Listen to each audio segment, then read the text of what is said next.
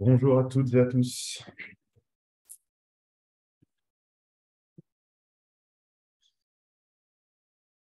Bonjour.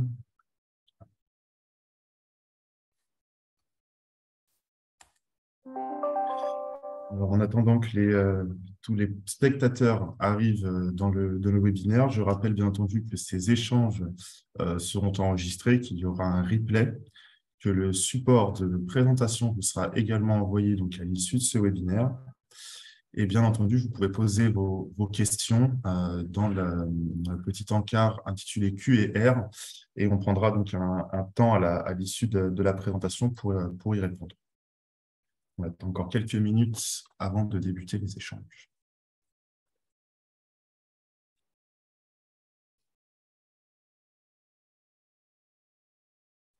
On est 26.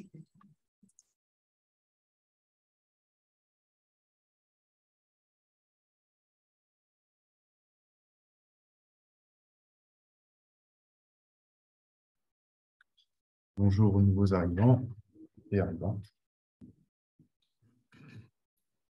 On attend encore quelques minutes le temps que tout le monde se connecte. Et puis, d'ici 2-3 minutes, on va pouvoir débuter.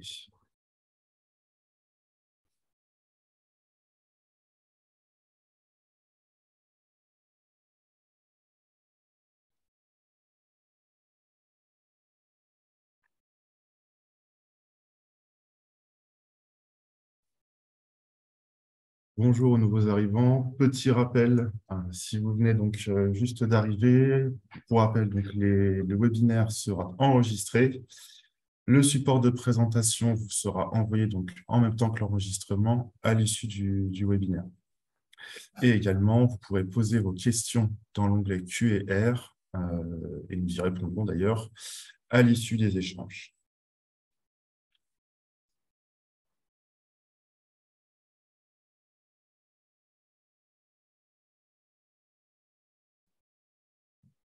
Très bien, Sébastien. Si vous le souhaitez, vous pouvez ouvrir le webinaire, histoire de ne pas prendre trop de retard, compte tenu du programme chargé que nous avons.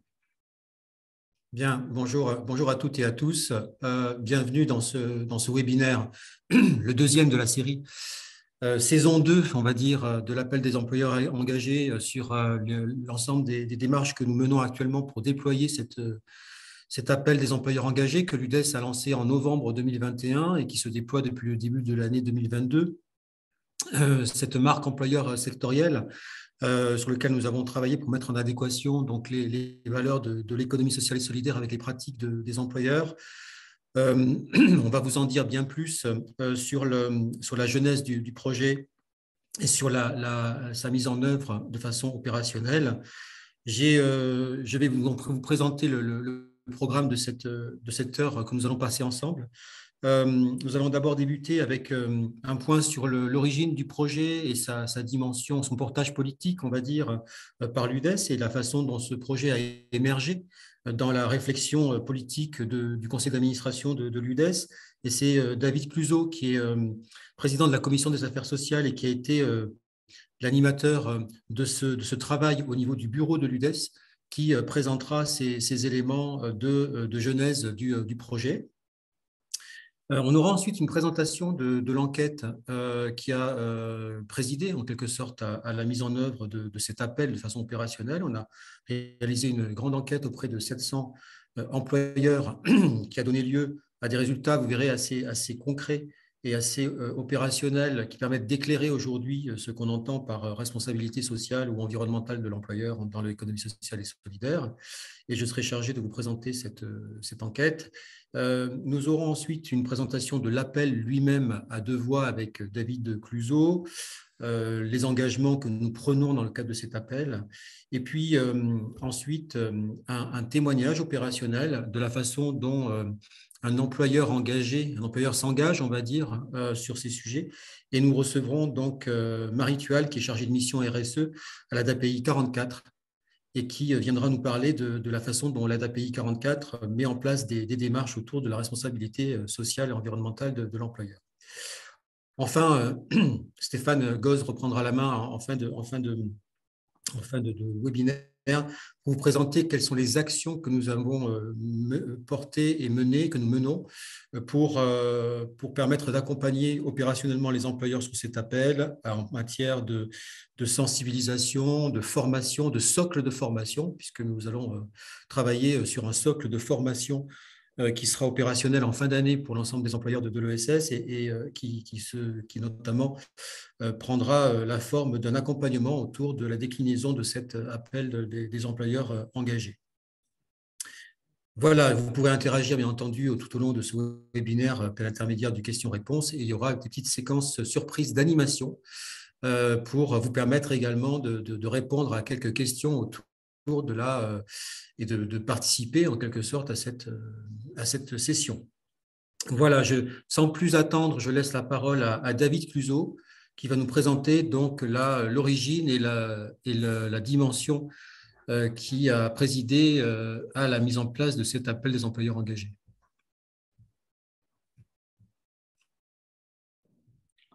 Merci Sébastien. Le temps de retrouver la petite touche qui me permet d'allumer mon micro. Bonjour à toutes et tous et merci d'être à ce second webinaire effectivement de la série où on vous présente la série employeurs engagés. Comme l'a dit Sébastien, c'est une démarche, une réflexion qu'on a depuis quelques mois, peut-être même un peu plus maintenant au sein du conseil d'administration, de savoir comment, en tant qu'employeur de l'économie sociale et solidaire, on prend nos responsabilités pour mettre en avant et élaborer ce que nous avions imaginé au départ comme pouvant être un nouveau contrat social. Donc, redéterminer ensemble et être force de proposition sur la capacité d'écrire ou d'impulser des nouvelles relations dans le champ social entre les employeurs et les salariés de manière plutôt progressiste, évidemment, et surtout en rapport avec les valeurs qui peuvent être celles de l'économie sociale et solidaire.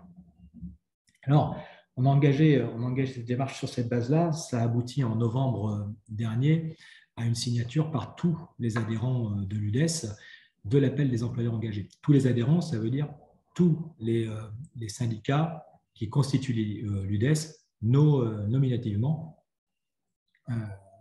pour donner encore plus de poids et de force au portage et à l'essaimage de ce qui est écrit, de ce que nous préconisons, de ce que nous voulons faire au sein de cet appel. Bien évidemment, l'UDES en est aussi signataire. C'est une charte qui nous amène à nous engager dans une dynamique vertueuse et qui se matérialise, Sébastien l'a un peu dit, dans un premier temps en tout cas, dans une marque employeur, on va l'appeler de cette manière-là, employeur engagé. Pourquoi cette réflexion? D'abord parce que le modèle de l'ESS qui est promu par ces entreprises est d'abord connu de plus en plus, reconnu, et il attire de plus en plus de jeunes actifs aussi. On le voit bien, les jeunes, voire les moins jeunes d'ailleurs, les salariés sont en quête de recherche de sens et l'ESS est porteuse de ce sens-là. Et puis, on s'est aussi aperçu lors de la crise sanitaire que les acteurs de l'ESS, pas tous, mais en tout cas certains secteurs de l'ESS étaient en première ligne, l'aide à domicile, la petite enfance, l'animation périscolaire, les secteurs de la solidarité et tant d'autres. Alors, quand on part de cette base-là, qu'on se dit qu'on a de l'intérêt pour l'ESS, que l'ESS promeut un certain nombre de valeurs, dont celle de l'engagement, la volonté du secteur de l'économie sociale et solidaire de se faire une place dans l'économie et pourquoi pas d'être à terme la voix de l'économie, ça nous oblige quelque part. Ça nous oblige d'autant plus qu'il y a eu quelques modifications législatives récentes et notamment l'apparition des entreprises à mission initiée par la loi de Pacte 2019 qui invite et permet aux entreprises qui ne sont pas de l'ESS de valoriser leurs externalités positives et donc de revendiquer leur projet social, leur projet environnemental, leur projet solidaire aussi finalement. Donc, il est de notre responsabilité de faire au moins aussi bien que ces entreprises qui vont avoir, si elles s'engagent sur le chemin de la voie de l'entreprise à mission, à décliner leur raison d'être, mais aussi à évaluer leur capacité à tenir les engagements qu'elles auront pris. Parallèlement, on le sait, et je crois que Marie Tual pourra en témoigner tout à l'heure, il y a un développement de la RSE. Et notre souci, c'est que si nous sommes en faveur du développement de la RSE, bien évidemment, il ne faut pas qu'elle se limite à une forme de greenwashing ou de social washing, ce que veut surtout pas être l'appel des employeurs engagés. C'est un appel qui se veut entraîner les entreprises de l'économie sociale dans une démarche sincère, transparente, au-delà du fait que nous la revendiquons comme étant vertueuse. Et puis c'est aussi une mise en adéquation de ce que nous sommes. On dit que nous sommes de l'économie sociale et solidaire, on dit que nous sommes des structures engagées, nous revendiquons d'être humanistes, nous revendiquons de mettre l'humain au cœur de notre projet. Donc il nous semblait à minima que ce que nous revendiquions devait être en adéquation avec nos pratiques. Donc l'idée aussi de cet appel-là, il est de cette nature-là. Soyons et agissons conformément à ce que nous disons ou affirmons être. Et il y a encore une autre raison. On demande aux salariés d'être employables. Et finalement, le salarié, tout au long de son parcours professionnel, va être évalué sur son employabilité.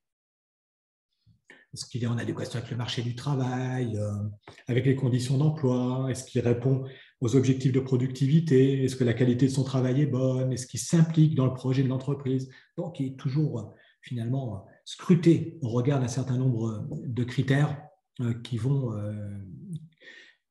jalonner son parcours et déterminer la réussite de son parcours.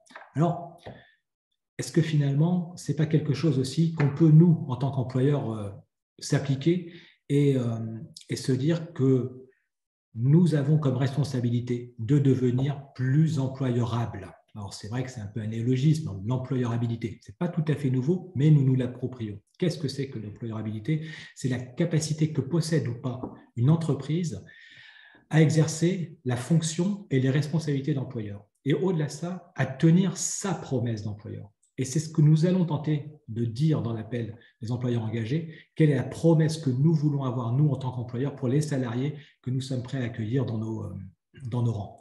Plusieurs niveaux pour mesurer cette employeurabilité. À la fois, on regarde l'attractivité de l'employeur en tant qu'offreur sur le marché du travail, mais aussi sur la capacité de fonctionnement de l'entreprise en tant qu'organisatrice de la relation d'emploi, des conditions et d'organisation du travail. Et enfin, mais ce n'est pas la moindre des choses, il nous a semblé, nous étions avant la crise énergétique, ce n'est pas un problème évidemment nouveau, mais qu'il était absolument central, essentiel, fondamental, impérieux, je ne sais pas quel mot employer, urgent, sans aucun doute, de faire des progrès sur les questions environnementales. Et c'est donc une des priorités que nous avons inclus dans l'appel des employeurs engagés. Aussi, l'ESS, que nous représentons tous ici, doit s'adapter à de nouvelles conditions économiques, sociales, pour affirmer sa spécificité, sa différence avec l'économie de marché traditionnelle, autour évidemment des principes de non-lucrativité et d'utilité sociale qui font de l'économie sociale et solidaire un modèle unique. Et on le voit bien, je reviens sur les entreprises à mission, c'est un modèle unique qui interpelle et qui attire aussi le modèle entrepreneurial traditionnel. Donc, l'ESS est porteuse de nombreuses innovations sociales, les coopératives d'activité d'emploi, territoire zéro chômeur longue durée, pour en citer que certaines qui sont plus récentes que d'autres, mais c'est génétique et c'est historique au sein de l'ESS. On est de manière régulière challengé, défié sur notre capacité à offrir une qualité de vie au travail à la hauteur des valeurs qui nous animent. Je suis, pour le compte de l'IDES, le négociateur dans le champ multiprofessionnel, le chef de file des négociations dans le champ multiprofessionnel, et on est régulièrement interpellé par les confédérations syndicales qui nous disent, mais très simplement, c'est même Laurent Berger qui le dit, statut ne vaut pas vertu, donc il faut aussi que vous prouviez que vous êtes plus vertueux que les autres, et c'est ce à quoi nous allons tenter de nous engager avec cet appel, et j'espère que vous vous mobiliserez autour de celui-ci pour faire évoluer nos pratiques RH, nos pratiques managériales, réfléchir à la participation des salariés aux décisions stratégiques des associations, des entreprises, des coopératives que nous sommes, mettre en œuvre des pratiques vertueuses en termes d'environnement au sein de l'entreprise. Pour faire ça, et pour engager cette démarche-là, il a quand même fallu savoir où on en était, ce qu'on en pensait, ce qu'on avait envie de faire. Et donc, l'UDES, avant d'entamer le travail qui a conduit à l'appel, a interrogé ses adhérents, donc les syndicats, et les syndicats, les employeurs qu'ils représentent, sur l'état de la relation d'emploi et sur ce que représente pour eux le contrat social dans l'économie sociale et solidaire. Contrat social qui ne doit pas être une contrainte. Hein. Sincèrement, nous l'avons pensé comme étant quelque chose qui relève du développement en faisant le pari que si on donnait du concret au sens que nous revendiquons, nous serions plus efficaces, plus efficients et nous travaillerions dans un environnement où les parties prenantes seraient sans doute bien mieux mobilisées qu'ils ne peuvent l'être parfois à l'heure actuelle, parce que malgré tout, la crise touche aussi, et bien évidemment, les acteurs, les entreprises de l'ESS et leurs salariés. On n'y échappe pas. Essayons de faire mieux pour l'avenir. Donc cette enquête-là, qui est importante et qui nous a amené à déterminer et à décliner cette volonté qui avait été exprimée par le conseil d'administration de l'Union. Et je vais laisser la parole à Sébastien qui va vous présenter la démarche. Merci David. C'est une enquête qu'on a menée. Juste avant ça, je pense qu'on va proposer aux participants de répondre à un petit sondage sur ce qu'est pour eux un employeur responsable. Et donc là, vous allez avoir apparaître sur votre écran très rapidement donc cette question-là. On va vous inviter à répondre à ce sondage. On avait fait cet exercice lors du précédent webinaire à travers un nuage de mots. On vous a proposé une petite sélection de mots. Donc parmi ceux-là, quels sont pour vous ceux qui représentent le mieux un employeur engagé? Ce qu'on va vous proposer, alors bien entendu, si vous ne vous retrouvez pas forcément dans les mots qui sont proposés, n'hésitez pas à en proposer de nouveaux dans le chat de discussion. Et une fois que tout le monde aura, on va dire, répondu à ce sondage-là, on vous proposera également les réponses qui ont été apportées lors du précédent webinaire pour voir un petit peu comparer les réponses de ces deux enquêtes et voir s'il y a des différences et comment est-ce qu'est appréhendée donc la notion d'employeur-habilité et d'employeur engagé.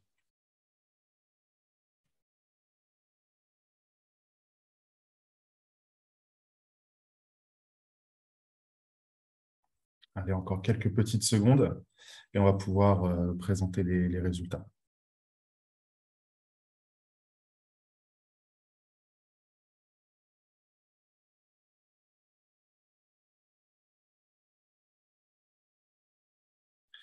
Allez, encore quelques petites secondes.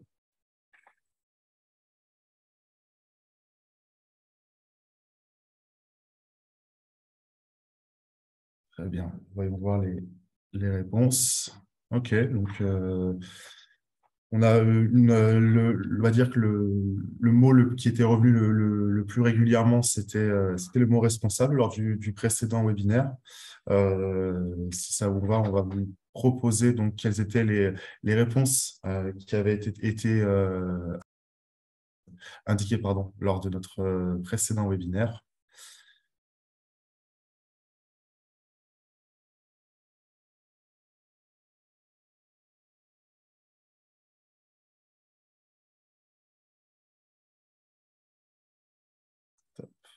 Voilà, on retrouve le mot responsable, un petit peu humaniste.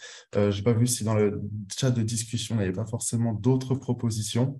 On avait donc voilà, ces plusieurs mots. Là, la RSE était revenue, humaniste, la QVT, c'est vrai qu'on n'avait pas forcément proposé jusqu'alors. Donc voilà, merci d'avoir répondu à cette petit sondage-là. On va pouvoir poursuivre donc le déroulé du webinaire. dans quelques petites secondes, une fois que j'aurai repartagé mon écran. Que voici. Et Sébastien, je vous laisse donc la main pour la partie enquête. Oui, merci. Cette enquête a été réalisée auprès de 700 employeurs, de 70% d'associations, 20% de mutuelles, 10% de coopératives. Et on va y retrouver les éléments que vous avez donc mis en évidence là sur la question de la responsabilité, de l'humanisme également, de la solidarité. Il y a plusieurs questions qui ont été, 5 questions qui ont été repérées là pour vous mettre en évidence les points principaux qui ont émaillé cette enquête réalisée auprès de nos employeurs. Nous avons également réalisé des entretiens avec l'ensemble des représentants des adhérents de l'UDES pour leur demander quelles étaient leurs visions de la responsabilité sociale de l'employeur, sociale et environnementale, parce qu'il y avait les deux dimensions, et quelles étaient pour eux les priorités dans la mise en place d'engagement précis sur la question de cette responsabilité de l'employeur. Venons-en à présent à l'enquête proprement dit. La première question qu'on vous propose de découvrir, c'est quelles sont les spécificités sociales et RH qui distinguent le plus l'ESS du reste de l'économie, on va dire.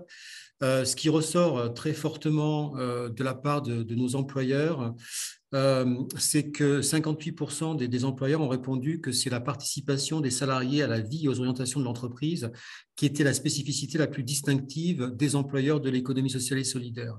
Donc, on voit bien là qu'il s'agit d'éléments, et si on prend le deuxième point également, qui est sur la prise en compte des besoins des usagers clients, on voit qu'il y a quelque chose qui relève de la démocratie dans l'entreprise, de la citoyenneté dans l'entreprise ou de la citoyenneté économique de l'association de l'entreprise de l'économie sociale et solidaire, qui est une forme de distinction et qui est un marqueur fort, en réalité, une spécificité de ce que porte l'ESS aujourd'hui. C'est important parce qu'on va le retrouver ensuite dans la façon dont on a de décliner les questions de transparence financière, les questions de participation des salariés à la gouvernance des entreprises. Et on voit que c'est un point particulièrement important, repéré par nos employeurs eux-mêmes. On y retrouve aussi, malgré tout, même si c'est de façon moins importante, les éléments liés à la qualité de vie au travail. Donc, quelque part, c'est la promesse du sens et la façon dont on l'exprime de façon très opérationnelle dans les conditions de travail, les conditions d'emploi, mais aussi les pratiques de dialogue social ou la recherche d'un équilibre entre vie professionnelle et vie personnelle. C'est ce qu'on appelle le paquet qualité de l'emploi, en réalité, que l'on retrouve effectivement comme étant aussi un marqueur qui peut distinguer l'ESS du reste de l'économie, même si on verra que sur ce sujet-là, qui est un enjeu fort en matière d'attractivité aujourd'hui, puisque nombre de nos employeurs sont aujourd'hui en tension sur le recrutement depuis quelques mois. Il y a sur ces sujets-là des éléments à prendre en considération sur ce qu'on va mettre en face de la question de l'attractivité des emplois. Donc ça, c'est la première question. La deuxième question concernait plus spécifiquement les domaines d'action où l'économie sociale et solidaire fait preuve d'une véritable avance par rapport à l'économie de marché. Donc là, on n'est pas tant sur les spécificités, on est sur l'avance par rapport aux autres modèles économiques. Et là, sans surprise, on retrouve 2 items importants qui sont les missions d'intérêt général et l'utilité sociale de l'organisation. 70% des structures considèrent que c'est un marqueur de différenciation et d'avance par rapport aux autres employeurs. Et puis, les questions de transparence financière ou décisionnelle ou d'implication des parties prenantes, c'est-à-dire, en quelque sorte, c'est l'ensemble des parties prenantes au projet de l'association ou de l'entreprise que l'on retrouve, les salariés, les adhérents, les financeurs, etc., qu'on va retrouver dans le modèle associatif, qu'on va retrouver dans le modèle des SCOP ou des SIC, qu'on va retrouver dans le modèle mutualiste également à travers l'ensemble des parties prenantes au projet, font que c'est quelque chose sur lequel il y a une forme de mise en valeur et d'avance de l'ESS par rapport au reste de l'économie. Donc, intérêt général, utilité sociale et au fond, mise en valeur et mise en visibilité des parties prenantes dans le cadre de la participation au projet. La troisième question qui a été posée donc aux employeurs, c'est quels sont, et qui finalement nous a permis d'aboutir aux grands axes de l'appel des employeurs engagés, c'est quels sont les objectifs d'une nouvelle politique RH pour les employeurs de l'ESS vus par les employeurs eux-mêmes. Donc ça, c'est intéressant parce qu'on va là toucher de près à ce qui est aujourd'hui une priorité pour articuler valeurs et pratiques et rentrer dans une forme d'opérationnalité de ce que David appelait tout à l'heure l'employeur habilité. Donc, les points qui ressortent très sincèrement, c'est des éléments d'articulation et d'adéquation. Ça, c'est l'objectif qu'on s'est assigné, donc c'est important que ce soit partagé. Le fait de conforter la promesse de sens au travail, dit autrement, on parle beaucoup du sens et de la façon dont les jeunes ou les moins jeunes viennent dans l'ESS aujourd'hui avec une recherche de sens. La question, c'est comment opérationnaliser cette question du sens dans les relations de travail et dans les conditions d'emploi et dans l'offre d'emploi. Donc ça, c'est un point qui est fortement identifié comme étant un point d'objectif. De même que l'amélioration du cadre de travail du salarié et de sa place dans l'entreprise. Alors là, on va y retrouver les éléments notamment liés à la place dans la gouvernance, la place dans le projet, le fait que la prise en compte du salarié dans le projet, dans la stratégie, dans le développement de l'entreprise est un point qui paraît important à souligner comme étant un point d'attractivité. Et enfin, le renforcement de l'attractivité de l'emploi, qui est un point effectivement que nous avons identifié, que vous avez identifié comme un point majeur aujourd'hui, mais qui effectivement est un élément qui regroupe d'autres dimensions que nous avons vues auparavant, et notamment les dimensions liées au sens au travail ou à l'amélioration du cadre de travail du salarié. Donc, une fois qu'on a dit ça, c'est finalement, on a posé la question sur quels sont les engagements et garanties que les employeurs de l'ESS peuvent porter en matière de gestion des ressources humaines. Donc là, on n'est pas tant sur la politique que sur la façon dont on peut s'engager. Et donc là, les employeurs nous disent, au jour d'aujourd'hui, compte tenu des moyens qui sont les nôtres, on est en capacité de s'engager plus fortement sur la dimension collective des relations de travail. Donc, c'est nos pratiques managériales qu'on peut considérer comme étant originales ou innovantes ou différentes. Notre dialogue social structuré, la façon dont on interagit avec les représentants du personnel, avec les salariés eux-mêmes, dans le cadre du dialogue social ou du dialogue professionnel. Les perspectives de formation tout au long de la vie, quel effort on mène pour fidéliser nos salariés, pour offrir des perspectives de parcours, de carrière, de transition, d'accompagnement sur ces sujets-là. La définition d'une politique salariale propre à l'ESS, qui est sans doute un enjeu qui est aujourd'hui un enjeu d'innovation et prospectif, mais qui pose la question la question du salaire, la question de la rémunération, dont on sait que c'est un frein fort aux problématiques de tension sur le recrutement aujourd'hui. Donc la question, c'est de savoir comment on donne un cadre à ce qu'on peut appeler le partage de la valeur, au-delà même de la rémunération, sur la question des périphériques de rémunération, sur la question des agrégats de la rémunération, qu'est-ce qu'on prend en considération et comment tout ça est apprécié dans le cadre de l'attractivité de nos emplois. Et enfin, l'amélioration des conditions de travail. On sait que c'est un point important. On a des emplois qui sont, pour bon nombre d'entre eux, directement liés aux personnes, à l'accompagnement des personnes, souvent des personnes fragiles. Et c'est vrai que ce sont des métiers difficiles sur lesquels il y a des problématiques d'accompagnement spécifiques, un lien direct avec des bénéficiaires qui peuvent avoir des pathologies, qui peuvent avoir des problèmes personnels ou même des problèmes dans leur d'articulation dans leur vie sociale. Et donc, il est important de mettre en face des éléments pour s'assurer que les salariés sont bien accompagnés pour assurer ces missions d'accompagnement.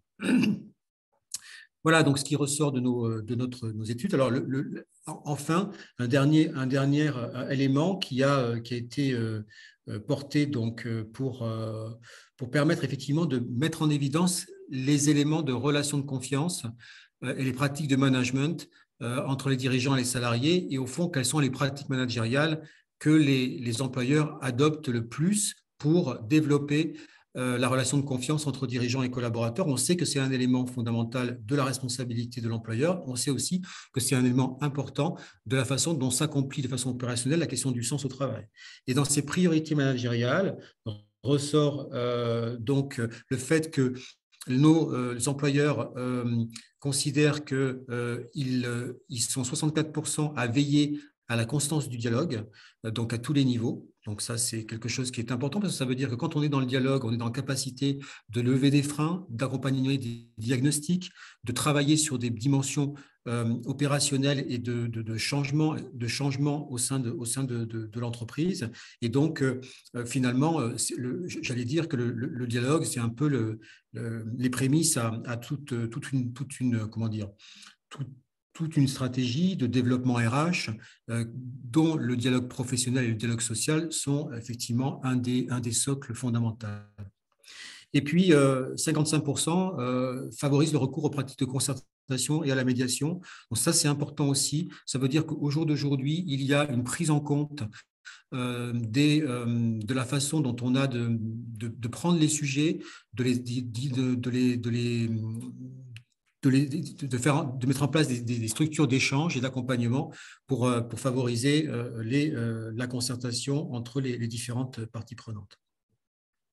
Donc, cette étude dont vous voyez là les résultats nous a amené donc à identifier quelques constantes sur des constats partagés. Et il y en a 3 que nous avons identifiés comme étant partagés largement par l'ensemble des employeurs qui ont répondu à cette enquête. La première, c'est que nous partageons un socle commun, identitaire, fort, qui met en évidence le fait que l'ESS se distingue par sa mission d'utilité sociale et d'intérêt général, le sens qu'elle donne à son projet, que dans le cadre de ces relations de travail, il y a une volonté forte d'appuyer sur la dimension d'accompagnement, mais aussi sur la dimension de dialogue, et d'aller rechercher les questions d'équité, les questions de citoyenneté, qui sont au cœur de la relation d'emploi dans l'ESS et sur lesquelles il y a sans doute à travailler encore. Le deuxième constat que nous avons partagé, c'est que finalement, l'employeur joue un rôle assez clé dans la diffusion et la culture de l'ESS au sein de l'entreprise. Son rôle, c'est vraiment de réaffirmer l'articulation entre les valeurs et les pratiques.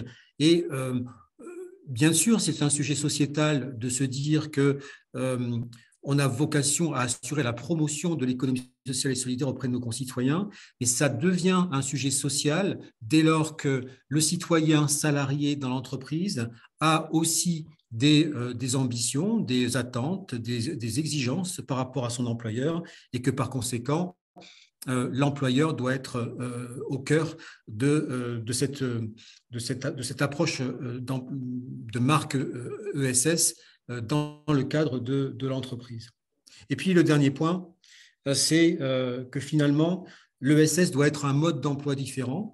Il ne l'est pas toujours, mais il doit en tout cas le devenir par l'intermédiaire des pratiques de recrutement, sur la façon dont on a d'approfondir certaines dimensions de la relation employeur-salarié, sur les conditions d'emploi, les conditions de travail, l'organisation du travail, la qualité de l'emploi en général et également les questions de mobilité ou d'accompagnement à la mobilité dont on sait que c'est un point important d'attractivité et de fidélisation des salariés. Donc, on le voit, cette étude et cette enquête nous donne vraiment un cadre très opérationnel d'action parce que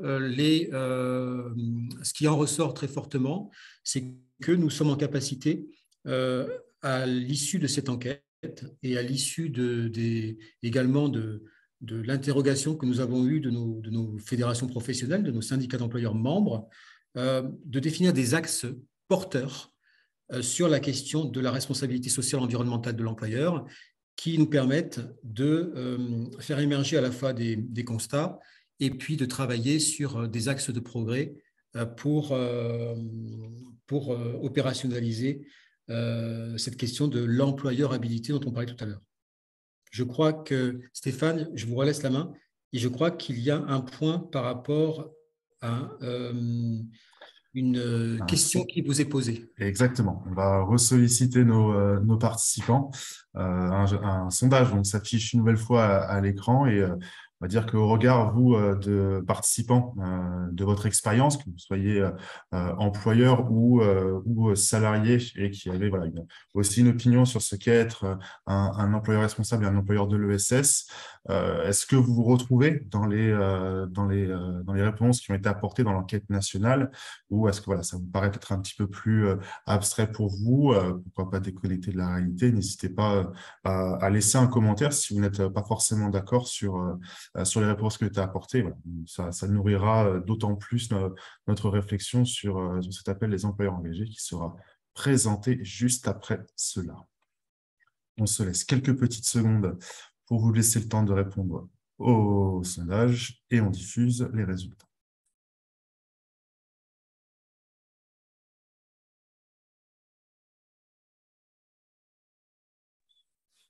Allez, encore quelques petites secondes, on y va. N'oubliez pas, si vous avez une proposition, des suggestions, des remarques, de mobiliser donc le chat de discussion du webinaire pour nous faire partager vos réactions.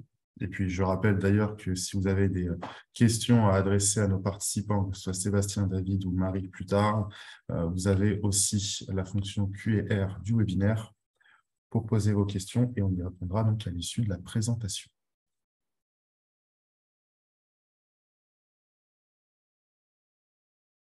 Bon, le nombre de réponses a l'air d'être à peu près stabilisé. Je propose qu'on dévoile donc les résultats. Alors, pour rappel, on avait une grande majorité de participants lors du précédent webinaire qui étaient plutôt d'accord avec ces réponses-là. On retrouve à peu près les mêmes pourcentages. Donc, voilà, on est plutôt satisfait du fait que ce qui a été dit dans l'enquête correspond, en tout cas, on l'espère, à la réalité. Maintenant que c'est bon, on va passer du coup à la prochaine partie. Sébastien, je vous laisse la main sur la présentation du cœur, on va dire, de ce webinaire, l'appel des employeurs engagés, et sur le premier axe. Je reviens juste sur les 28%, parce que c'est quand même quelque chose qui nous interpelle. 28% qui considèrent qu'ils se retrouvent partiellement dans l'enquête qui a été réalisée. Ça veut dire simplement qu'on est au début d'une démarche, qu'on a besoin de progresser, qu'il y a aussi sans doute un débat à avoir au sein de nos organisations sur qu'est-ce que ça veut dire la réponse à l'attractivité des emplois, quels sont les moyens que nous avons pour répondre à ces problématiques d'attractivité. On sait que ce n'est pas simple, il y a des secteurs où c'est plus compliqué que dans d'autres et que par conséquent, il sera intéressant que les personnes qui ont répondu partiellement nous fassent connaître par ailleurs les éléments sur lesquels il y a sans doute à progresser pour être en phase sur ce qu'on entend tous ensemble et de façon collective sur cette question de l'engagement. Alors, j'en viens à la présentation de l'appel lui-même qu'on va faire à deux voix avec David pour vous dire que d'abord, on a identifié 5 grands axes dans le cadre de cet appel. Le premier touche à la question de la qualité de vie au travail, le second sur la question des parcours professionnels des salariés, le troisième sur la dimension démocratique des structures de l'ESS, le quatrième sur la question du dialogue social ou professionnel dans l'entreprise et des pratiques managériales, et enfin un dernier axe important, parce que nous l'avons conçu comme tel, et c'est quelque chose qui est assez un peu prospectif, mais aujourd'hui difficile de ne pas en parler, c'est celui de la transition écologique, de la mutation écologique des entreprises et du rôle de l'employeur dans ce cadre-là. Donc, si j'en viens aux axes, au premier d'abord, et puis on déroulera ensuite, mais sur le premier axe, apporter une réponse à la recherche de sens au travail. C'est probablement l'axe qui a été le plus compliqué pour nous à travailler parce que de façon très opérationnelle, c'est malgré tout assez difficile de voir aujourd'hui qu'est-ce qu'on peut mettre de façon très opérationnelle dans ces questions du sens, mais on a néanmoins travaillé sur quelques engagements clés qui nous paraissent importants à souligner en tant qu'employeur engagé. Il y a la question, mais qu'on a retrouvée dans l'enquête de façon très forte, sur le fait que les employeurs de l'ESS considèrent d'abord le salarié comme co-élaborateur des projets. On le retrouve dans des formes différentes, l'implication des parties prenantes, on l'a dit dans le cadre des projets associatifs, coopératifs et mutualistes. On le voit très fortement dans le domaine, dans le modèle coopératif, bien entendu, mais c'est quelque chose qui est un marqueur très fort. Les points qui suivent sont… on ne pouvait pas ne pas parler de la rémunération. Alors, on sait que c'est un sujet extrêmement sensible. Ce qu'on a souhaité souligner là, c'est qu'on a encouragé la mise en place de systèmes de rémunération équitables. Il faut savoir que dans l'ESS, de façon très majoritaire, les échelles de rémunération sont de 1 à 10. Et il y a des secteurs où c'est un peu plus. Mais globalement, quand on regarde les choses de façon très majoritaire, on est sur du 1 à 10. On travaille sur la question des périphériques de rémunération. Il y a des innovations qui sont portées dans certaines branches sur la question de l'intéressement, par exemple. On est en train de réfléchir au niveau de l'UDES à la question du partage de la valeur. Donc, on a pris ce sujet de la rémunération de façon globale, à la fois la rémunération qui est le bulletin de salaire, mais au-delà de ça, l'ensemble des périphériques de rémunération. Et ce qu'on peut en dire, ce qu'on peut en faire dans le secteur de l'ESS pour renforcer ces logiques-là, qui sont quand même des logiques importantes dès lors qu'on parle de l'attractivité. Nous avons également mis un engagement autour de l'égalité entre les femmes et les hommes.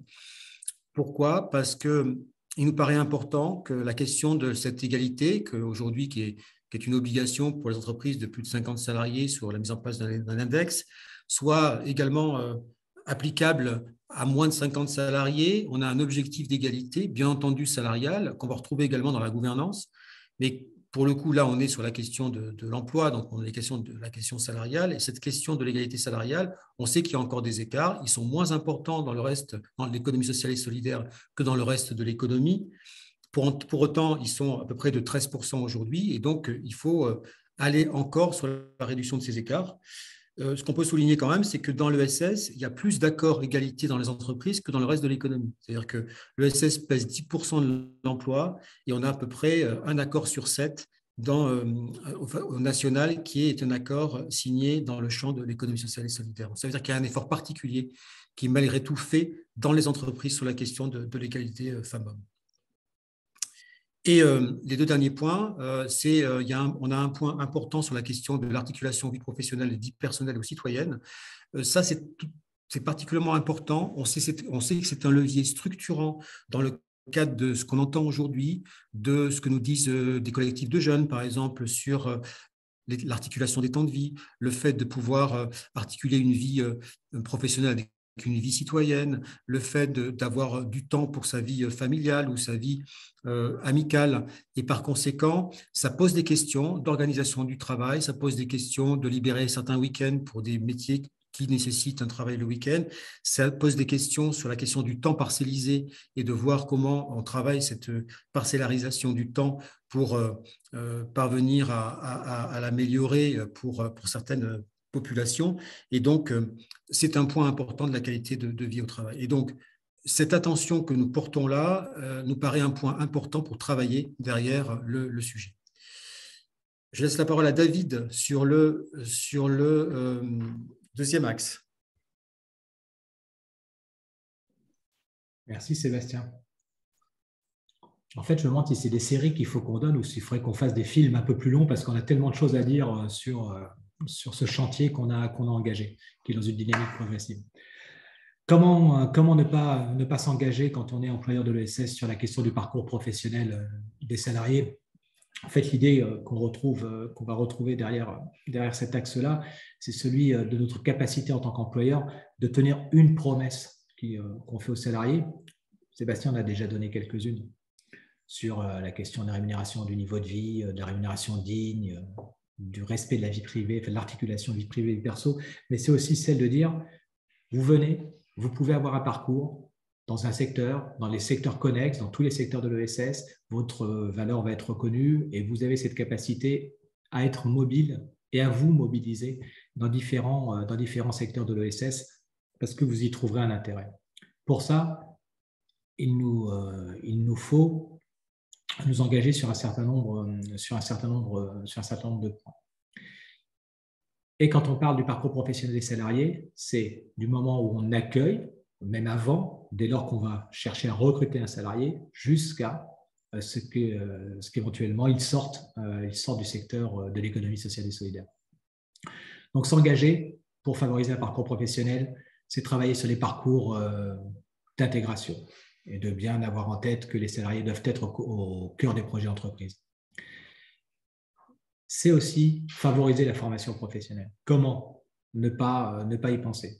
Quand on fait des enquêtes sur la question de la pénurie des emplois, notamment dans l'économie sociale et solidaire, la question de la formation est centrale. L'accès à la formation tout au long de la vie et pas simplement la formation initiale. Et d'ailleurs, dans l'ESS, nous sommes déjà très fortement impliqués dans cette question de formation professionnelle continue, puisqu'il y a des taux de contribution conventionnels qui vont bien au-delà du légal, ce qui permet à chaque branche de mener une politique spécifique. Il faut sans doute encore aller plus loin, et notamment que les branches apprennent à interagir entre elles quant aux certifications qui sont nécessaires pour exercer les métiers dans chacune d'entre elles.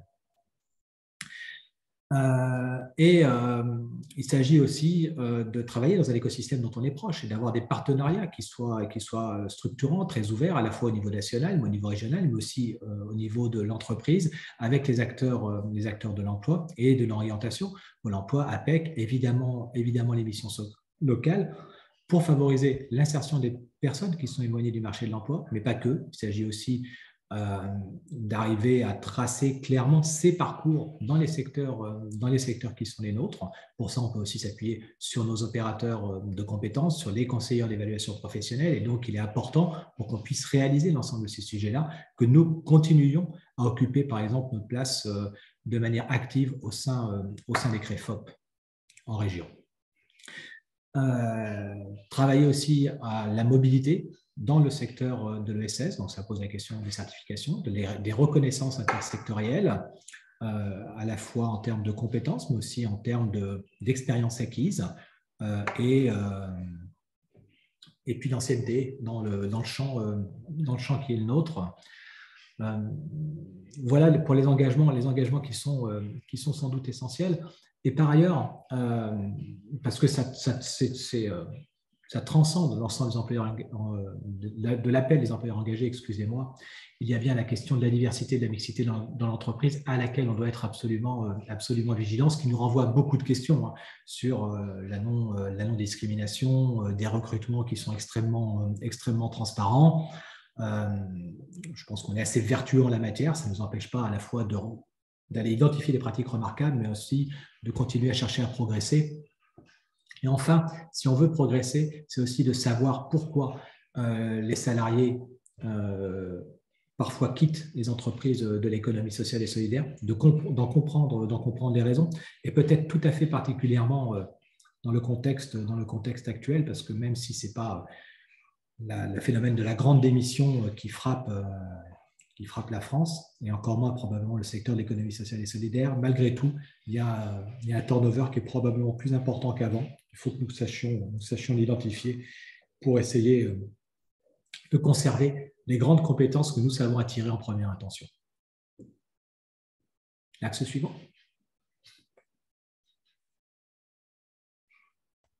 L'axe suivant consacre la dimension démocratique des structures de l'ESS. Je vais aller assez rapidement sur cet axe, je crois qu'on a dit beaucoup déjà.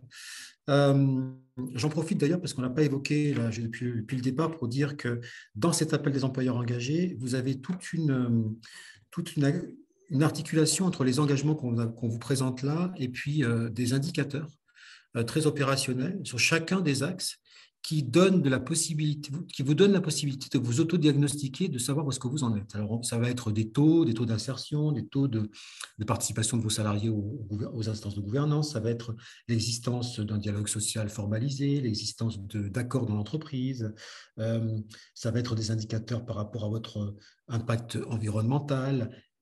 On a donc une centaine d'indicateurs qui sont aujourd'hui mobilisables pour vous permettre d'approfondir cette question de l'engagement de façon opérationnelle et que par ailleurs on retrouve dans la plateforme que l'UDES a lancée, une plateforme autour de la mesure de l'impact social, Valores, dans lequel ces indicateurs sont également présents pour vous permettre de vous autodiagnostiquer puis de progresser en lien avec l'ensemble de vos parties prenantes.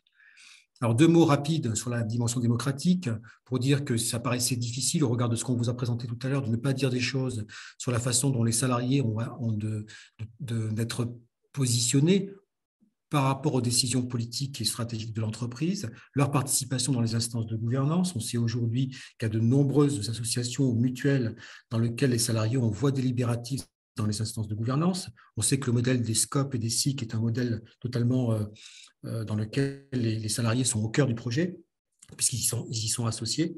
Mais ça veut dire qu'on doit multiplier les occasions d'impliquer les salariés. Je crois que c'est une forte demande aujourd'hui du citoyen en général d'être concerté, associé, contribuer à la démocratie, que ce soit la démocratie en général ou la démocratie dans l'entreprise. Donc ça, c'est une promesse que l'on fait.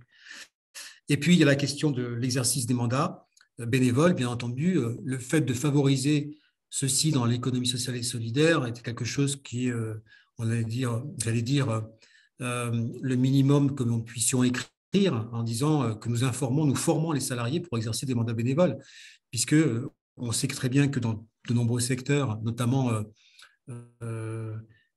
non pas le nombre de bénévoles en France est très élevé, mais notamment dans le secteur dans les associations, mais on sait que dans le milieu de la responsabilité employeur, c'est bien plus difficile et donc on a besoin de former aussi des bénévoles pour prendre des responsabilités. Voilà, donc sur cette idée de la consacration démocratique des structures de l'ESS. Et on passe maintenant au dialogue social.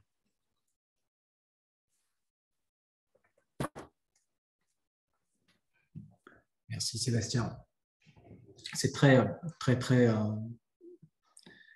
en lien finalement, et vous allez comprendre l'articulation du raisonnement qui est celui de l'appel des employeurs engagés, la question démocratique, donc de la citoyenneté économique, et par ailleurs indissociable de la question du dialogue social et ou professionnel dans les entreprises permanentes. C'est-à-dire que ce n'est pas simplement la volonté d'avoir des IRP, mais c'est une démarche dans laquelle nous nous invitons à nous engager de manière extrêmement volontariste et extrêmement dynamique, parce que nous avons pensé, en rédigeant ça, que c'était une manière vertueuse d'associer pleinement, mais surtout réellement, l'ensemble des parties prenantes à la conduite des objectifs et puis à la conduite des objectifs d'une entreprise, d'une association, évidemment. Et puis, pour que cela fonctionne, d'ailleurs, c'est aussi lié au fait que les managers, qu'on trouve un mot français un jour, les cadres de direction, les cadres intermédiaires, les cadres fonctionnels, les responsables divers et variés, et des pratiques de conduite du projet, des pratiques d'animation des équipes, des pratiques d'accompagnement des personnes et des salariés qui soient aussi vertueuses et en correspondance avec les objectifs qui sont les nôtres. Donc l'idée dans tout ça, c'est d'encourager l'application des salariés par le dialogue, quelle que soit la forme. Donc, par la représentation syndicale, dans le dialogue social extrêmement structuré, celui des institutions représentatives du personnel, évidemment, mais aussi par des espaces de dialogue un peu nouveaux, des espaces de dialogue professionnels, qui ne sont pas les IRP en tant que telles, qui, elles, sont protectrices du droit, éventuellement créatrices de droit, et dans un dialogue, on va dire, qui se situe à ce niveau, un petit peu juridique finalement, entre les employeurs et les salariés, mais des espaces de dialogue professionnel qui impliquent l'ensemble des salariés dans la conduite du changement. Ça nous paraît assez important, peu important que ça soit, surtout, il ne faudrait pas que ça soit structuré par la loi, et qui n'emporte pas non plus la simple technique de management. Donc, il faut qu'on soit inventif sur ce sujet et je pense qu'on aura à se poser là-dessus. On pense aussi qu'on a intérêt à ce que le dialogue soit structuré dans les associations, même lorsqu'elles ont peu d'effectifs, lorsqu'elles sont plus petites. Et d'ailleurs, il y a plusieurs branches professionnelles qui ont abaissé le seuil de mise en place des IRP en dessous de 11 salariés. Donc à partir de 6 ou 7 selon le cas, dans le secteur d'animation, des LJT, les acteurs du lien social et familial, etc. Ça paraît aussi quelque chose d'intéressant. En tout cas, ça permet à l'employeur d'avoir des interlocuteurs qui sont identifiés. La formation des managers, je n'y reviens pas, mais il ne faut pas l'oublier parce qu'on pense trop souvent que c'est naturel. Or, ce n'est pas si naturel que ça.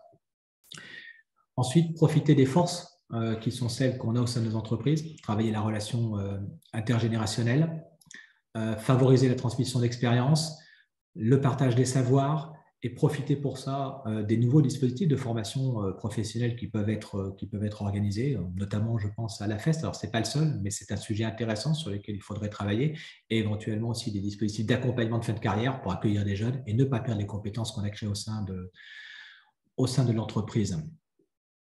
Et enfin, parce que si on veut que tout ça fonctionne, il faut que les salariés soient informés sur leurs droits sociaux et qu'on pousse, qu'on favorise, ou en tout cas qu'on n'empêche pas, un minimum, ça je ne pense pas qu'on empêche, la prise de responsabilité syndicale. Nous considérons que nous favorisons l'engagement au sein de la société. Une des manières de s'engager au sein de la société, c'est la prise de responsabilité syndicale. Et donc finalement, on sait que parfois quand on est employeur, ça nous gratte un peu, mais que ça nous déplaise ou pas, c'est une forme d'engagement qui est extrêmement intéressante et sur laquelle nous devons nous employer. C'est le pendant de l'engagement syndical employeur. Il faut qu'on ait aussi bien une bonne représentation des salariés pour avoir un bon niveau de dialogue qu'une bonne représentation des employeurs.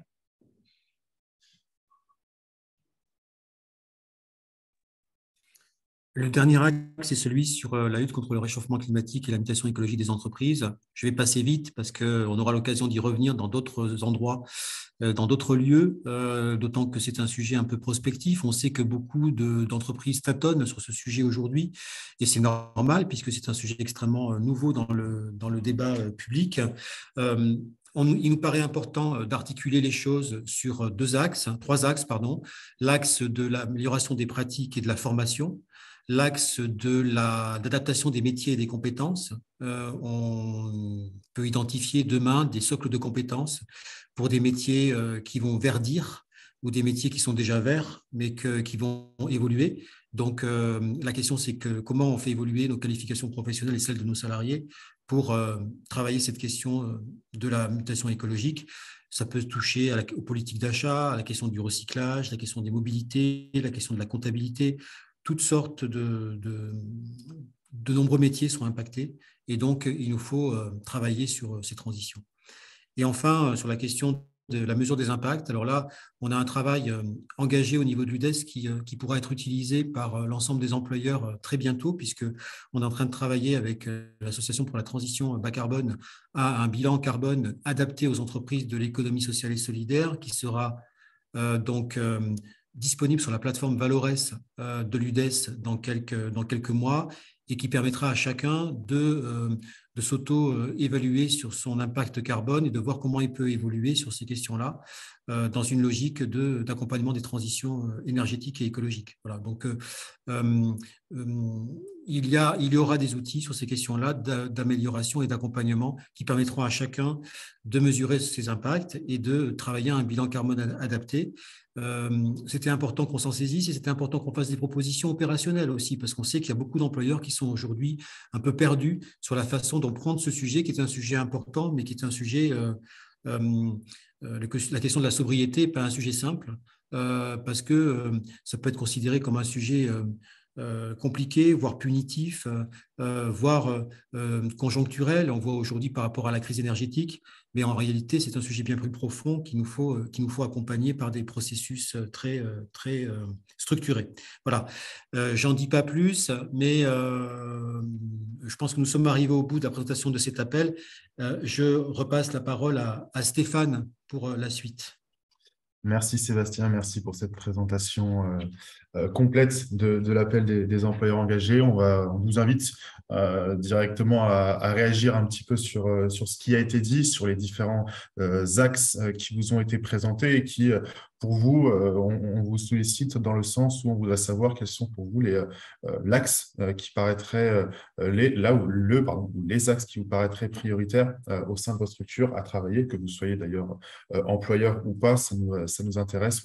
On est bien sûr preneur de tous les retours terrain que l'on peut avoir. Donc, on se laisse quelques petites secondes pour répondre à ce dernier sondage de notre webinaire avant de passer, on va dire, à la partie témoignage et à l'intervention de Marie Tual dans quelques secondes.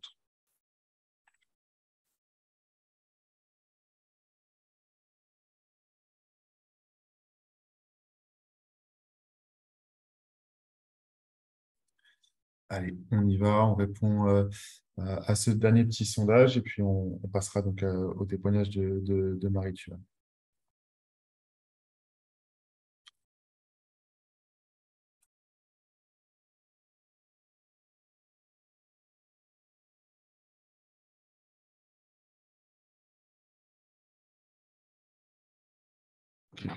Très bien. Bah, on vous remercie pour d'avoir répondu à ce dernier petit sondage. On va vous faire apparaître à l'écran les résultats.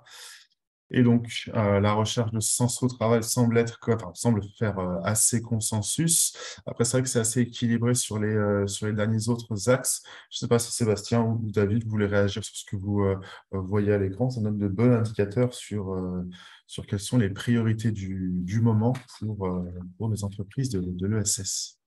Si je peux me permettre, enfin, je pense que ouais, ça correspond aux discussions actuelles. Enfin, il n'y a pas de surprise sur la question de la recherche du sens au travail. Les quatre autres qui sont équilibrés, moi, me paraissent plutôt intéressants. Ça veut dire, et j'interprète de cette manière-là, qu'on a probablement choisi l'ensemble des bons axes pour essayer de tenter d'être ce que nous sommes, en tout cas vraiment de le mettre en musique.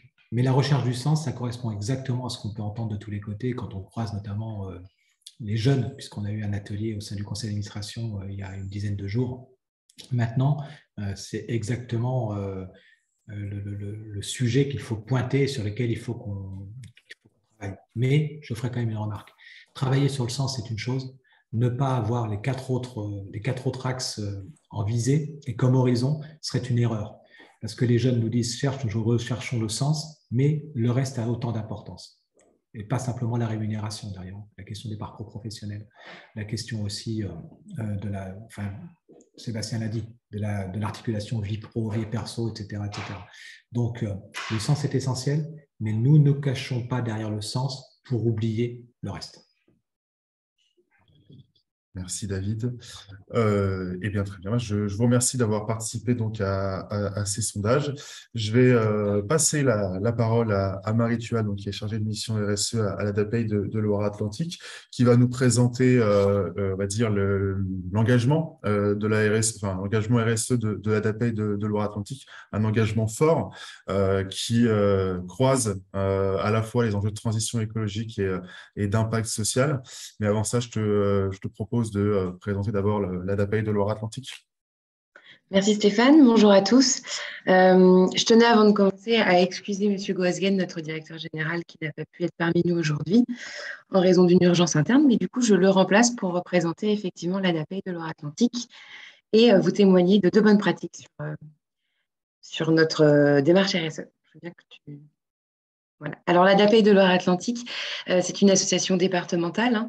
On évolue dans le secteur du care aujourd'hui. Et pour vous donner quelques chiffres clés, on accompagne aujourd'hui, on accompagne près de 3464 personnes en situation de handicap mental aujourd'hui sur le département. On est à peu près 1600, 1627 exactement professionnels.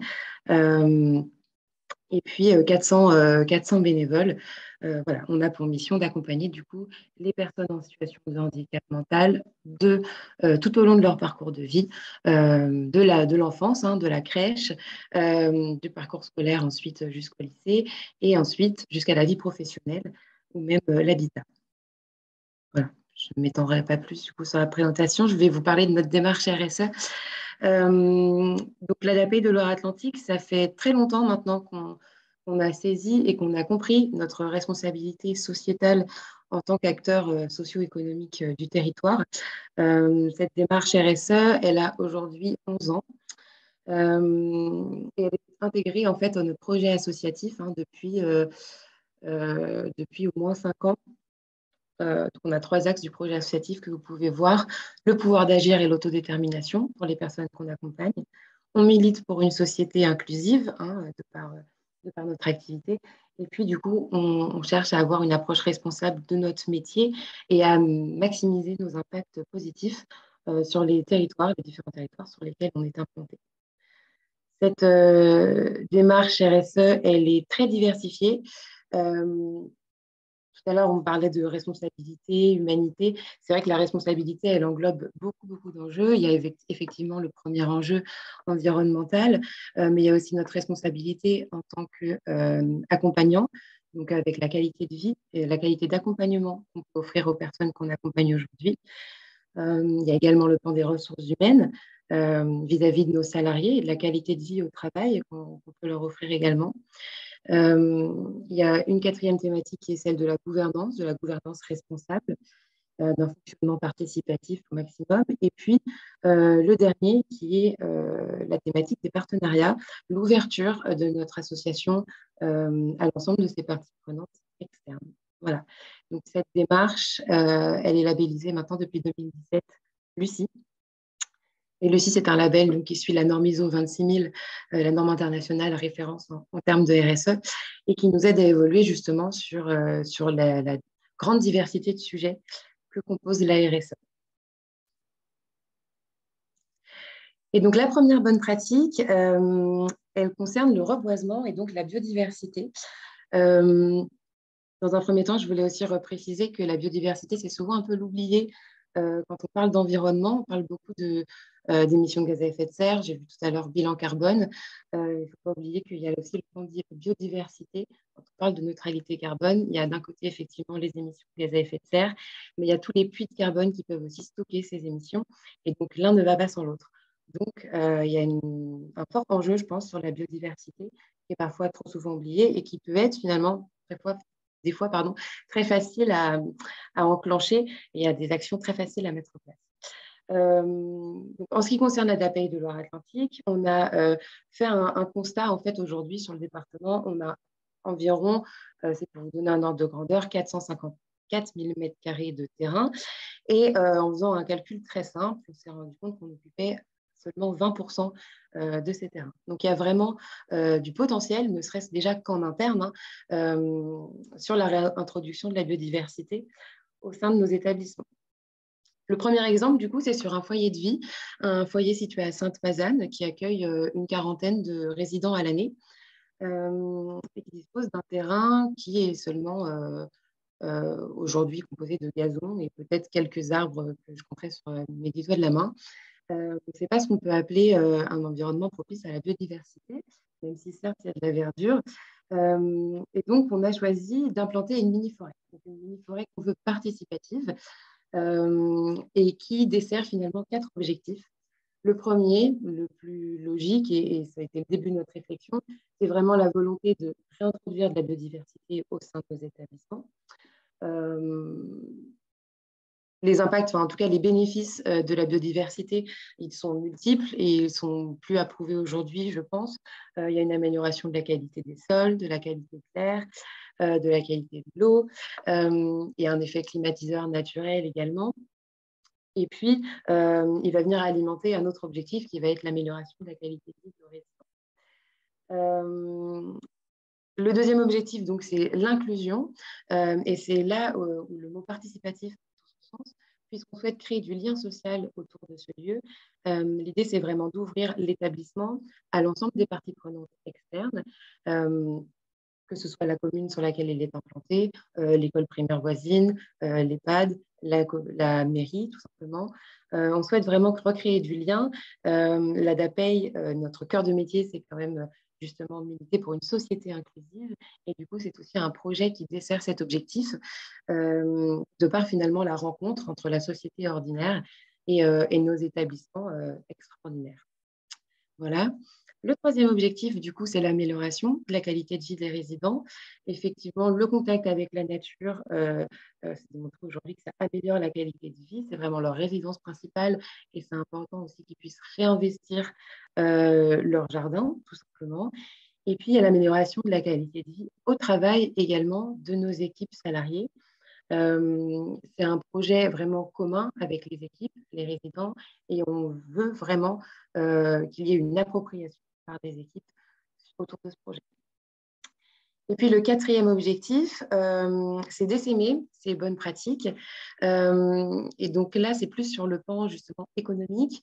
On a décidé d'en profiter pour faire monter en compétence nos travailleurs d'espaces verts, puisque nous avons un peu plus d'une dizaine d'ESAT également dans le département. Et donc, ces travailleurs en situation de handicap qui travaillent actuellement en espace vert, on les a formés pas plus tard que ce lundi à la création de mini-forêts. Voilà, donc le principe d'une mini-forêt, très rapidement, c'est de planter le maximum d'arbres. Donc, c'est 3 arbres au mètre carré, donc c'est des plantations très denses qui favorisent la croissance et la pousse rapide d'une forêt qui est a priori autonome au bout de 3 ans. Voilà. Je n'en dirai pas plus pour l'instant sur cette. Si tu peux passer la slide, Stéphane, merci. Et donc, on est vraiment dans une logique inclusive, multipartie prenante et multi-bénéfices. Donc, sur cette slide, vous pouvez voir l'ensemble des parties prenantes aujourd'hui qu'on a conviées. Et encore, j'en ai oublié quelques-unes, je pense. Au centre, donc, les personnes accompagnées, les résidents, puis leurs familles, puis les professionnels de l'établissement. Et puis, au fur et à mesure, en fait, en étant, je dirais, les couches de parties prenantes, les travailleurs espaces verts que j'ai mentionnés, et puis les habitants voisins. Voilà, l'objectif, c'est vraiment de maximiser en tant que structure de l'ESS. On croit vraiment à la force du collectif, à l'émulsion créative, et plus on intègre des personnes au projet, plus on trouve de nouveaux axes d'amélioration. Donc on a vraiment cette logique, voilà, multipartie prenante. Et je passe à la deuxième parce que je vois l'heure tourner, donc je me dépêche un petit peu. La seconde bonne pratique, ça va être autour de l'accompagnement des lycées professionnels. Donc là, c'est peut-être plus sur la thématique des ressources humaines. Donc on a aujourd'hui le secteur du CARE, finalement, aujourd'hui, a effectivement une actualité et un contexte peu favorable en ce moment. On a une déqualification des métiers. On fait face parfois à des fermetures de lits. Et puis, on a eu la crise Covid qui a finalement révélé et mis en exergue des difficultés qui étaient déjà préexistantes. Et du coup, on se doit de réagir par rapport à ça, par rapport à l'attractivité justement de nos métiers. Donc, il y a toute une réflexion aujourd'hui auprès des jeunes. Donc, M. Goasgen, notre directeur général, est notamment intervenu directement auprès du lycée de Talensac pour présenter nos métiers et est né du coup un partenariat avec ce lycée. Les objectifs de ce partenariat sont vraiment multiples. Il y a, je dirais, 4 niveaux d'engagement. Le premier, c'est d'informer, tout simplement, de participer aux actions d'information, de détacher des salariés pour animer. Le second, c'est d'aller jusqu'au conseil, d'animer des rencontres avec les jeunes, de préparer et de les préparer au recrutement, de leur apporter vraiment du conseil et une aide, et même du conseil et d'aide aux équipes pédagogiques. Le troisième volet, ça va être de montrer montrer nos métiers en favorisant les visites d'entreprise par les élèves et les professeurs.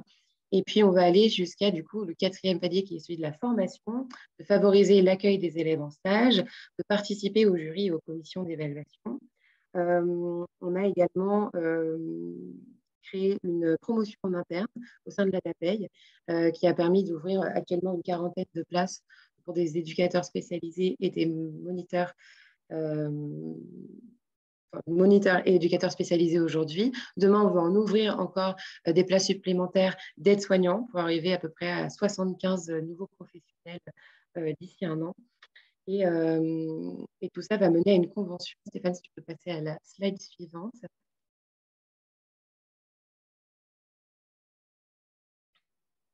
Merci.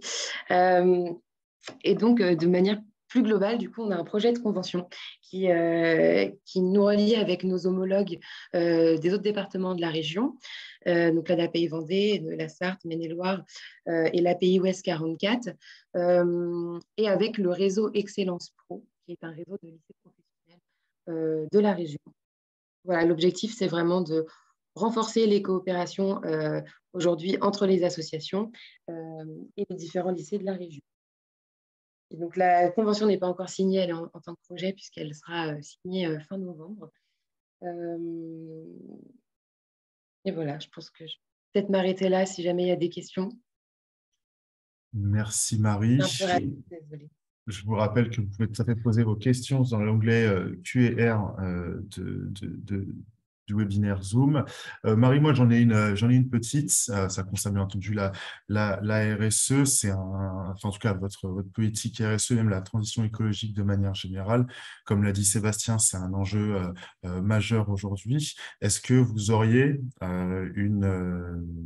conseil ou des astuces à donner à des structures qui ne sont pas forcément investies aujourd'hui sur le sujet, qui n'ont pas forcément, on va dire, la même capacité d'action que la DAPEC de Loire-Atlantique, de se lancer, au moins dans un premier pas, sur les enjeux de RSE?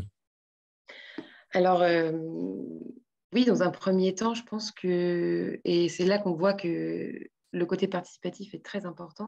Aujourd'hui, sur certains établissements, et même là, pour renouveler notre plan d'action, on a créé vraiment des moments d'échange participatif avec les salariés. On voit qu'il y a plein d'idées qui émergent des salariés une fois qu'on leur donne la parole. Et même si ce sont des petites idées, hein, pour commencer, je pense que quand on fait de la RSE, il n'y a pas de petites actions dans tous les cas. Donc, il faut bien commencer quelque part. L'important, c'est de commencer. Et puis, il faut pas non plus se bloquer par rapport aux moyens. Il y a toujours justement des solutions pour soit mutualiser les moyens. On le voit par exemple aujourd'hui sur des projets interentreprises, par exemple sur des zones industrielles où les entreprises mutualisent leurs moyens pour créer des projets. Il faut rester ouvert, je pense, et justement mettre à profit cette dimension partenariale des acteurs de l'ESS. Et je pense que la première chose à faire, c'est vraiment une discussion ouverte avec les équipes salariées, parce qu'effectivement, comme c'était dit tout à l'heure, il y a le salarié citoyen, et quand on leur laisse la parole, ils peuvent avoir plein d'idées qui ne demandent pas forcément des moyens immenses dans un premier temps. Je vous remercie, Marie, pour votre présentation et pour votre réponse. Je vois que le temps tourne. Je vais donc passer à la dernière partie. Une fois qu'on a vu, on va dire, cet appel des employeurs engagés, on va dire les engagements qui ont été posés, comment est-ce qu'on fait en tant qu'employeur pour s'engager sur ces sujets-là, vers qui on se tourne? Et donc là, en ce sens, l'UDES aussi propose un certain nombre de solutions pour s'engager sur ces sujets. Sébastien Darrigrand en a évoqué au moins un, à savoir la plateforme Valores, qui va reprendre, on va dire, un petit peu l'ensemble des indicateurs qui sont proposés dans la charte de l'appel des employeurs engagés, qui au passage vous sera envoyé à l'issue du webinaire. Donc des indicateurs pour s'évaluer, on va dire, continuellement sur les engagements qui sont proposés et voir donc, comment est-ce que mes pratiques évoluent. Quel est le fruit de mon plan d'action que je vais mettre en place pour m'engager sur la thématique de la transition écologique, du dialogue social, de la formation professionnelle, par exemple. Donc là, en ce sens, la plateforme Valores propose notamment un autodiagnostic qui, lorsqu'on a, on va dire, les informations, l'ensemble des informations à entrer, met à peu près une quinzaine de minutes à se remplir. Donc, c'est quelque chose qui est assez léger à mobiliser. Donc, des données issues du bilan social qui interrogent sur différentes thématiques et qui nous permettent donc de nous engager sur une démarche d'amélioration continue. Très rapidement sur cette plateforme Valores également, elle est amenée à évoluer, là Sébastien l'a également dit, pour intégrer des enjeux d'impact environnemental et de voir comment est-ce que nos pratiques affectent l'environnement et comment est-ce qu'on pourrait les réduire. L'UDES propose également, donc, mis à part cette plateforme, tout un tas de guides et de formations sur le territoire, plusieurs, bien entendu, points d'accès pour s'engager sur les grands axes de l'appel des employeurs engagés, se mettre, par exemple, en adéquation avec le cadre légal. Et donc là, je vous invite réellement à aller sur le site de l'UDES, notamment sur les pages régionales qui fleurissent de projets et proposent donc des guides accessibles gratuitement sur tout un tas de thématiques, parcours emploi salarié, le guide numérique, également le guide sur la santé au travail, la qualité de vie au travail. Enfin bref, en tant qu'employeur, vous avez vraiment un centre de ressources assez intéressant pour vous engager sur différents sujets. Et puis donc l'UDES propose également des formations qui sont, si ce n'est pas quasiment tout le temps, mais la plupart du temps, prise en charge par les OPCO et ses partenaires. Donc ça, ce sont des formations qui sont vraiment accessibles pour toutes et tous, si vous avez bien entendu le temps aussi à y consacrer. Donc n'hésitez pas à vous renseigner à la fois sur les canaux de communication de l'UDES et puis sur les réseaux sociaux. Donc on y communique vraiment Puis donc, le dialogue professionnel et l'innovation sociale, c'est aussi un petit peu ce qui a été, ce qui est on va dire un des traits caractéristiques de l'ESS, de faire preuve d'innovation sociale. Et en ce sens, voilà, la question de l'impact social, de la transition écologique sont des sujets assez forts à l'UDES que l'on souhaite creuser avec les employeurs de l'ESS et sur lesquels on souhaiterait avancer avec eux. Donc, la plateforme Valores, comme je l'ai dit, va évoluer en ce sens. Et aujourd'hui, il y a des formations donc, qui sont bien entendu disponibles, encore une fois, prises en charge par l'UDES et ses partenaires, notamment sur l'impact social en Auvergne-Rhône-Alpes, en Pays de la Loire, actuellement, et l'année prochaine, certainement en Hauts-de-France et peut-être bien en Nouvelle-Aquitaine. Donc, encore une fois, restez informés sur les réseaux sociaux, car voilà, des opportunités de la sorte peuvent se présenter et vous pourrez tout à fait en bénéficier. Je m'excuse par avance d'être allé assez vite sur ce sujet-là, mais bon, voilà, les contraintes de temps sont ce qu'elles sont. Et donc, j'invite non pas David à conclure, mais Sébastien Darécran, le délégué, le directeur général de l'UDES, sur cette webinaire de présentation de l'appel des employeurs engagés. Sébastien, vous avez la main. Oui, excusez David Cluzot qui a dû nous quitter un peu précipitamment parce qu'il était pris par une autre réunion. Vous dire merci Stéphane pour ces éléments. Vous dire qu'on est pleinement engagé de notre côté, c'est le cas de le dire, pour vous accompagner sur ces sujets, qu'il y a donc cet appel qui va vous être remis maintenant donc dans le chat, hein, donc la charte, l'appel des employeurs engagés. Nous sommes en train de finaliser un socle de formation avec 3 modules qui vont être destinés à l'ensemble des employeurs de l'ESS et qui seront portés par l'UDES. Un premier module sur l'identité, qu'est-ce qu'être un employeur de l'ESS, un deuxième module sur qu'est-ce qu'être notre employeur de l'ESS responsable, et un troisième module sur comment mesurer mes impacts sociaux et écologiques. Donc, ce travail est en cours et il sera donc opérationnel d'ici la fin de l'année. Il vous permettra de rentrer, j'allais dire, dans le moteur et dans l'opérationnalité de ce qu'on vous a présenté cet après-midi. Et puis, on reste bien entendu à votre écoute hein, pour recueillir vos pratiques, vos expériences inspirantes, les freins que vous avez dans la mise en œuvre de cet appel des employeurs engagés. Si vous vous inscrivez dans cette démarche, nous sommes très preneurs de retour terrain, de la façon dont les choses se mettent en place. Nous allons nous-mêmes mesurer dans 2 ans voilà, les effets de la mise en place de cet appel des employeurs engagés pour regarder quels sont les progrès, les éléments de ce que nous disent les employeurs dans 2 ans sur la mise en œuvre de cette marque employeur.